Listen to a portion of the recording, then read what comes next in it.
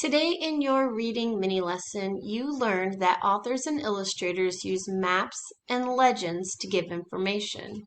You learned that maps show where different places are, can show where certain animals live, help you understand the places in the book, show how far apart places are, and that legends help you find where something is located on the map.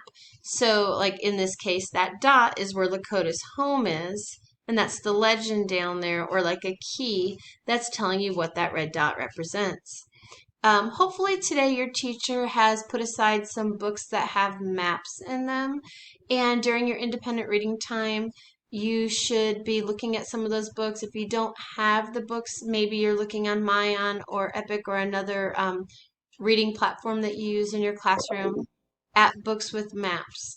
And I want you to think about the information that you are learning when you read those books.